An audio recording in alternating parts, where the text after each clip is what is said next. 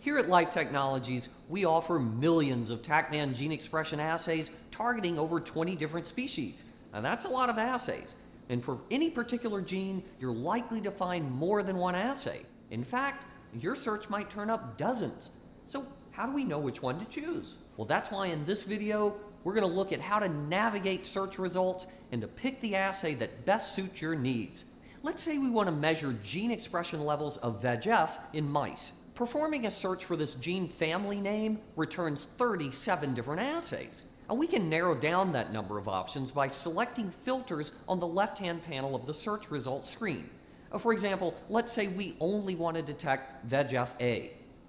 That leaves us with only 7 assays to choose from. A much more manageable list, but still 6 assays more than we probably need. To figure out which of the remaining options is right for us, the first thing we might want to consider is the number of transcripts targeted by each. We can find this information for NCBI RefSeq transcripts here, under the transcripts heading. In fact, the assay that picks up the highest number is already identified for us. It's this top one that hits 4 different known transcripts. To have a look at the assays and transcripts, let's click on the View Assay on Map link. We can now choose to see only the highly curated transcripts recognized by NCBI's database, or to also view the generally more abundant but less curated list provided by GenBank. Since most researchers tend to trust the accuracy of the former list more, we'll use just the NCBI transcript information for this example. Note that as we mouse over each assay, it turns yellow along with the various transcripts detected by that specific primer and probe set. Here's the key.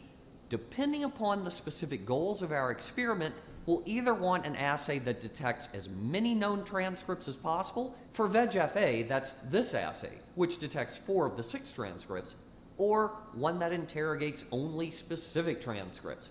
Oh, and note that by scrolling down to this list and clicking on a specific transcript ID, we can go directly to NCBI's website and get more information on that particular isoform. So besides the transcripts detected, what else might we want to consider when choosing our assay? Well, another thing might be the assay design.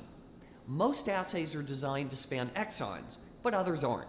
And because the second category of assay can, by definition, detect residual genomic DNA, it's important to thoroughly DNase our RNA samples and to run no RT controls when using non-exon spanning assays. Another possible consideration is whether the assay is inventoried or made to order. Inventoried assays are typically shipped for overnight delivery within 1 to 2 days, while made to order assays will usually arrive within 5 to 12 days. So if you're really in a rush, be sure to get the inventoried assay. And that's really it for choosing the best assay. Now once we're ready to order, we'll need to choose our preferred TaqMan reporter dye and our assay size. As you can see, changing any of these also alters the catalog number. Once we're ready, we simply add that specific assay to our cart and then follow the normal procedure for completing our order. Do you have a real-time PCR question? Just ask TaqMan.